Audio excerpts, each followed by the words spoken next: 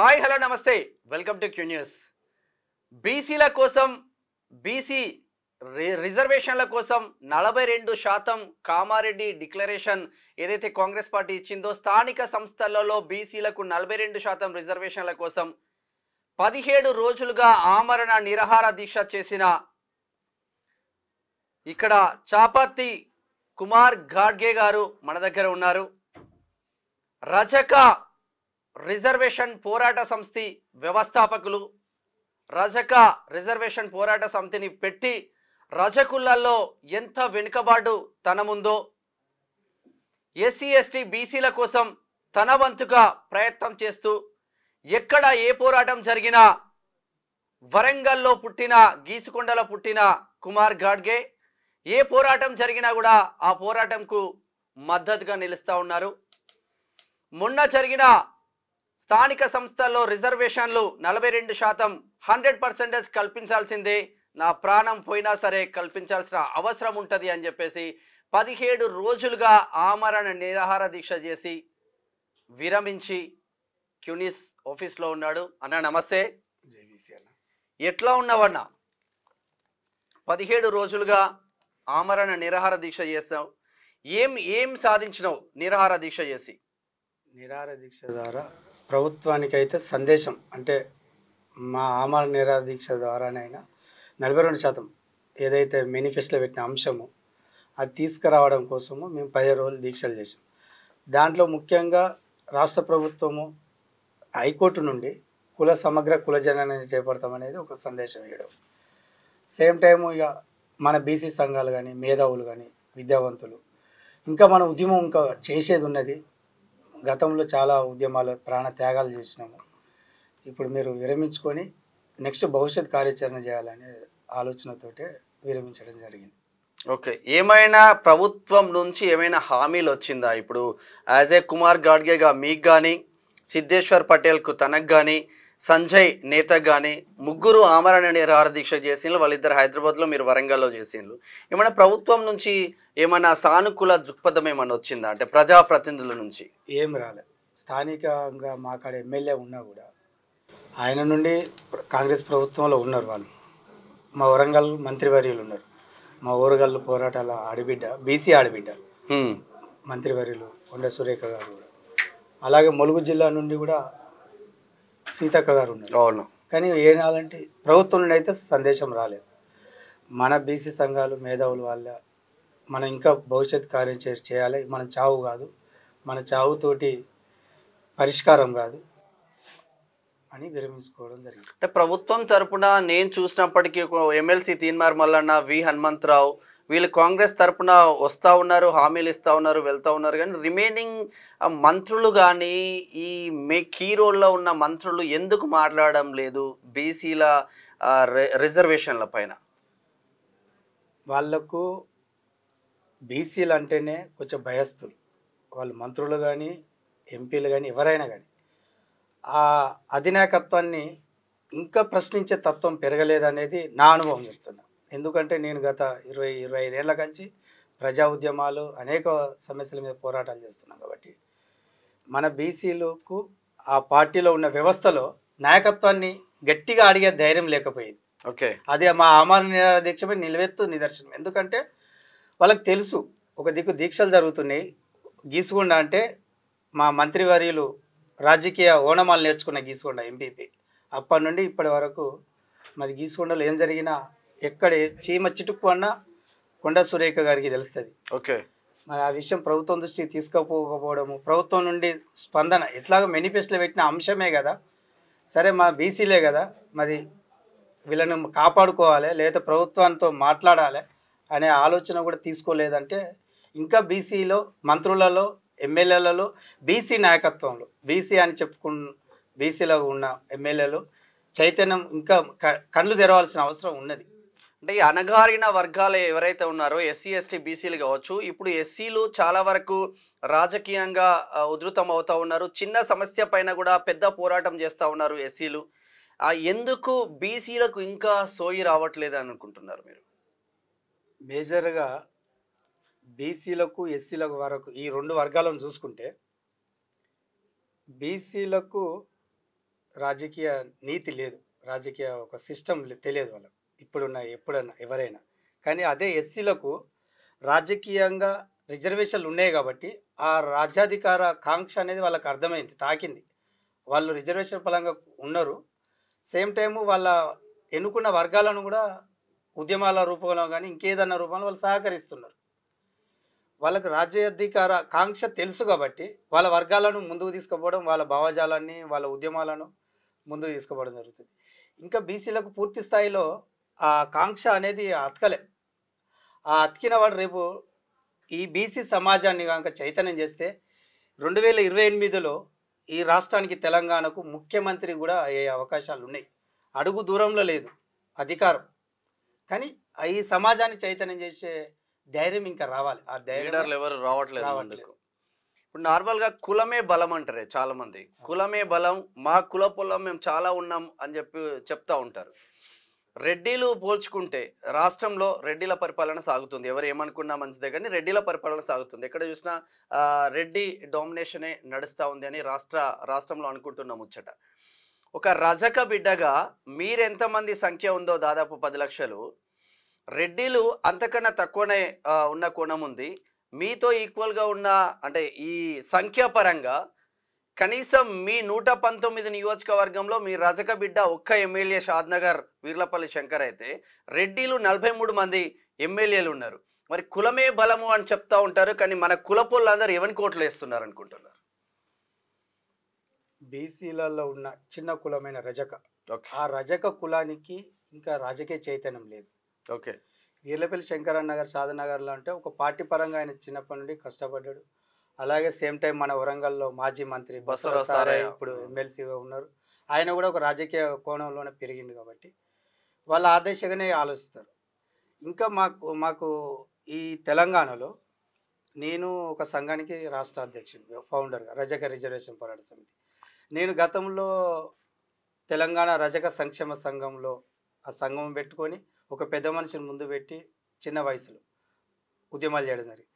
దానికంటే ముందు ఇంకా 2009 కంటే ముందు అంటే 2001 నుండి 2009 వరకు ఏపీ రజక యువజన సంక్షేమ సంఘాన్ని కూడా నేను ఉమ్మడి జిల్లా అధ్యక్షులుగా పనిచేయడం. ఇట్లా 90-91 నుండి చిన్నప్పటి నుండి మా మేనమామ నాకు అప్పుడు రజక అభివృద్ధి సంస్థలో జిల్లా అధ్యక్షులు, నా మేనమామ ప్లస్ మా చిన్నదత్త బిడ్డనే చేసుకోవడం వల్ల ఈ వారానికి ఒకసారి గీసుకోండి మా ఇంటికి రావడం, రజక సమస్యల మీద ఒక ప్రెస్ నోట్ రిలీజ్ చేయడం. అంటే అప్పుడు జిరాక్స్ లేవు, అచ్చు పేపర్లు ఉండే. ఓకే, ఆ అచ్చు పేపర్లు పెట్టి ఆ సమస్యలను రాయడం, పేపర్కి ఇవ్వడం. మండల హెడ్ క్వార్టర్ కాబట్టి నాకు గ్రంథాలయం ఉండడం, నేను పేపర్ చదవడం, అట్లా రజకులకు ఏదో చేయాలని చిన్నప్పటి నుండి చేయడం. ఇట్లా సంఘాలు చాలా ఉన్నాయి ఇప్పటి వరకు. ఎందుకంటే ఒక 20-26 సంఘాలు రజక తెలంగాణలో ఉన్నాయి. అటు ఆంధ్రప్రదేశ్లో చూసుకుంటే ఒక 30 సంఘాలు ఉన్నాయి.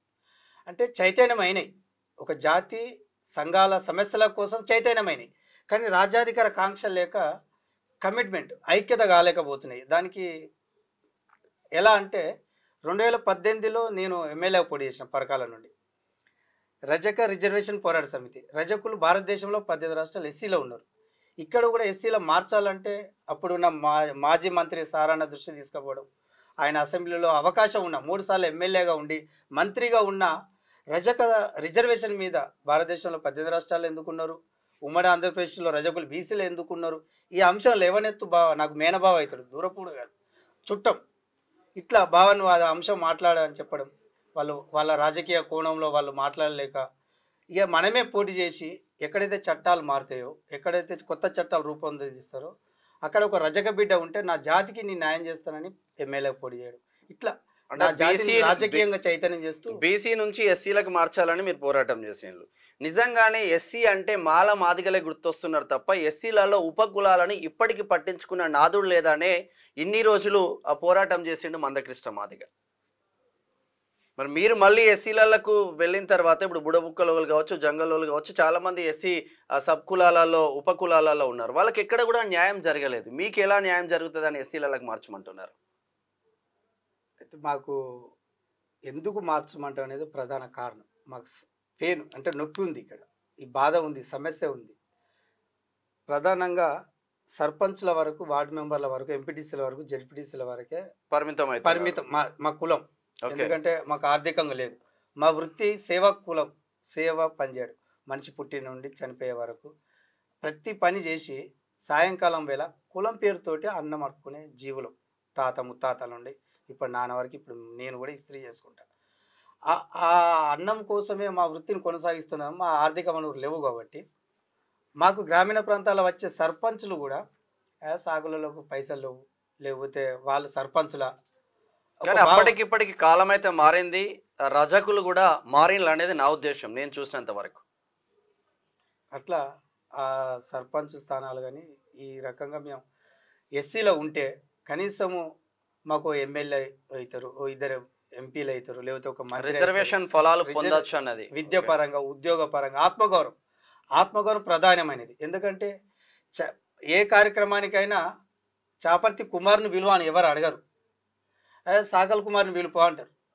ఇంకా కులంలో గ్రామీణ ప్రాంతాలలో కులం పేరుతో ముందు పెట్టి పిలిచే ఉన్నది ఇంకా మాకు. ఎందుకంటే మేము చనిపోయిన కాడ, పుట్టిన కాడ, ఉండాల్సిందే కాబట్టి కనీసం ఆ కులం పేరు కోసమైనా ఆత్మగౌరవం మేము సాధించుకోవాలంటే ఎస్సీలో మార్చుకుంటేనే కులం పేరుతో విలువరు. ఓకే. అట్లా విద్యాపరంగా, ఉద్యోగాల పరంగా మాకు ఆర్థికంగా లేదు. రిజర్వేషన్ లేన మా కులానికి, మా పిల్లలకు అందిస్తామనే ఆలోచనతోటే మేము ఎస్సీ. బీసీలో పుట్టిన రజక కుటుంబంలో పుట్టిన చాపర్తి కుమార్ గాడ్గే రజక రిజర్వేషన్ పోరాట సమితి పెట్టి ఏం సాధించినావు? గడిచిన 10 సంవత్సరాల తెలంగాణ ఉద్యమంలో కేసీఆర్ ప్రభుత్వము రజకులను పట్టించుకుంటలేదు. తెలంగాణ ఏర్పడితే చాకలేలమ్మ వీరనారి, తెలంగాణ వీరనారి చాకలేలమ్మ గారిని ట్యాంక్ బండి మీద పెడతా ఉన్నారు. రజకులను ఎస్సీ జాబితాలు చేస్తామని తెలంగాణ ఉద్యమంలో చెప్పారు. సరే అని ఆయనకు తెలంగాణ రాష్ట్రానికి ప్రతి ఒక్కరూ సహకరించడం తెలంగాణ రాష్ట్రం ఏర్పడేది. ఇక అది మర్చిపోయాడు. ఆ మరుపు రాకుండా రజక రిజర్వేషన్ పోరాట సమితిగా ఈ తెలంగాణ వ్యాప్తంగా అన్ని జిల్లాలలో కేసీఆర్ ఇచ్చిన హామీని నిలబెట్టేందుకు అనేక ఉద్యమాలు చేయడం జరిగింది. ఆ ఉద్యమంలో భాగంగానే మాకు ఉచిత కరెంటు దోబిగాడ్లకు, ఇస్త్రీ షాపులకు ఇవ్వడం జరిగినది. దాంతోపాటు సేమ్ టైము పాలకుర్తి నుండి ప్రగతి భవనం వరకు పాదయాత్ర పెట్టింది. అప్పుడు కరోనా థర్డ్ టైం అది రావడం, నాకు పర్మిషన్ ఇవ్వకపోవడం, కనీసం ఆ పాలకుర్తి నియోజకవర్గంలో అప్పుడు ఉన్న మంత్రి ఎర్రబెల్లి దయాకర్ నియోజకవర్గంలో మండలానికి మండలం, పల్లె పల్లెకు నడుచుకుంటూనే పోయి అక్కడ కార్యక్రమాలు చేయడం. దాని ద్వారా కేసీఆర్ ఏం చేసారు, తెలంగాణ తల్లిగా చాకలేలమ్మను గుర్తించారు. ఆమె వర్ధంతి జయంతులను అధికారికంగా ప్రభుత్వం రీసెంట్లీ రవీంద్రభారతిలో నేను కూడా నిర్వహిస్తుంది. సో మా ఉద్యమాల ద్వారా తెలంగాణ వ్యాప్తంగా కేసీఆర్ను గద్దె దింపడము, లేదా మాకు ఇచ్చిన హామీలను నెరవేర్చడం. సేమ్ టైం నా జాతిని మనం ఎమ్మెల్యేలుగా, ఎంపీలుగా, సర్పంచులుగా రాజ్యాధికార వైపు పోతేనే ఎందుకు పోవాలనేది కూడా చెప్పారు. ఎందుకంటే ప్రతి ఇంటికి మనమే పని చేస్తాం. ఆ ఓటు పని చేసే వాడికి ఓటు వేయమని అడుగుతాం. రజక బిడ్డ అంటే ఆడబిడ్డలాగా గౌరవిస్తారు. వాస్తవం, నమ్మకం, ఆ నిజాయితీ మా సేవ, మా వృత్తిలో ఉంది కాబట్టి ఆ నిజాయితీని మనం సమాజం వైపు తిప్పుతాం అనేది సంత్ గాడిగే బాబా ఆలోచన భావజాలంతో, తెలంగాణ తల్లి వీరనారి చాకలేలమ్మ ఉద్యమ స్ఫూర్తితోటి నా జాతిని రాజ్యాధికారం వైపు తిప్పుకుంటూ ఒక కులం ఎత్తే కాదు, బీసీ అంటే అన్ని కులాలు ఉన్నాయి, చాలామంది బీసీ సంఘాలు ఉన్నాయి. వీళ్ళు సంఘాలు కాదు, కుటుంబం అనేది నేను అంట. బీసీ కుటుంబం, ఈ కుటుంబాన్ని రాజ్యాధికారం వైపు తిప్పుకుంటే రాజ్యం మన చేతిలోకి వస్తుంది అనేది నేను చేస్తున్న ఉద్యమాలు. ఇప్పుడు కాంగ్రెస్ పార్టీ ఏదైతే కామారెడ్డి డిక్లరేషన్లో 42% స్థానిక సంస్థలలో కంపల్సరీ మేము రిజర్వేషన్ ఇస్తామని చెప్పిందో అది అమలయ్యే అవకాశాలు ఏమైనా కనిపిస్తున్నాయా? ఉన్నాయన్న. ఎందుకు ఉన్నాయంటే అది మేనిఫెస్టోలో పెట్టిన అంశం. అది కామారెడ్డి బీసీ డిక్లరేషన్, అది బహిరంగ సభ వేదిక మీద మాట్లాడిన అంశం. రాహుల్ గాంధీ గారితో కానీ, లేకపోతే కర్ణాటక ముఖ్యమంత్రి సిద్ధరామయ్య గారితో చెప్పించిన అంశాలు. కాబట్టి 42% కొంచెం వాళ్ళు ఏదో అంటున్నారట, అంటే మనకు బయట మీడియా పరంగా కాదు కానీ కొంచెం ఇంటెలిజెన్స్ వాళ్ళు వేరే ఏమంటున్నారంటే 42% ఇస్తామా వాళ్ళకు సర్పంచులు అని అంటున్నారట. రాజ్యాంగం పొందుపరిచిన 32-33% అవుతుంది, అది వరకు ఇద్దాం, లేదా పార్టీ నుండి మిగతా అంశం ఏదైతే తక్కువ పడుతుందో అది కల్పిస్తామంట. కానీ మేమే అనుకోవడమే. నేనేమంటున్నామంటే 42% కామారెడ్డి ఏదైతే మేనిఫెస్టోలో పెట్టిన అంశం సాధించడం కోసము మేము ఈ మాతో పాటు బత్తుల సిద్ధన్న, జక్కని సంజయ్ గారు, మేము ముగ్గురము కలిసి మళ్ళీ భవిష్యత్ కార్యాచరణ ఒక అంశం పెద్ద ఎత్తున తీసుకునేది ఉన్నది. అది మేము కూడా రేపు 19వ తారీఖు లేదా 20వ తారీఖు అది సమాజానికి తెలియపరుస్తాము. బీసీ సంఘాలకు, బీసీలో ఉన్న ఎమ్మెల్యేలు కానీ రాజకీయ అన్ని పార్టీలు, నేను బీసీ అంటే అన్ని పార్టీలలో మనమే ఉంటున్నాం. వాళ్ళని కలుపుకొని మా ఉద్యమాన్ని ముందుకు తీసుకుపోయి స్థానిక ఎన్నికల లోపు 42% సాధించరాక ఉద్యమం వదిలిపెట్టేది లేదనేది చెప్పదలుచుకున్నాం. ఎట్లా చూస్తారు ఒకవేళ బీసీలు అంటే అన్ని ఉద్యమాలు అయిపోయినది తెలంగాణ రాష్ట్రంలో, తెలంగాణ సిద్ధించడానికి సబ్బండ వర్గాలు ఏకమైన నేపథ్యం అందరం చూస్తాం. ఇక మిగిలింది బీసీ యుద్ధమే అనే ఒక చర్చ జరుగుతూ ఉంది రాష్ట్రంలో. ఎట్లా చూస్తారు దీన్ని? దీని విషయంలో చూసుకుంటే మనకు రాజుల కాలంలో కూడా సమ్మక్క సారలక మేడారం ఆ తల్లుల పోరాటాలు ఉన్నాయి. ఎస్. ఎందుకంటే ఆ కరువు కాలంలో పన్ను కట్టమని వాళ్ళు దండిస్తే పన్ను కట్టం, కరువే ఉన్నది అని అంత అంత నిజాయితీ. మన సమ్మక్క సారక్కలు అదే పని చేసిండ్రు, చాకలి ఐలమ్మ అదే అదే పని చేసింది. చేసింది. స్వతంత్ర పూర్వము ఉద్యమాలు ఉన్నాయి, రాజ్యం మీద యుద్ధాలు ఉన్నాయి, తెలంగాణ స్వరాష్ట్రం కోసం పోరాటాలు ఉన్నాయి.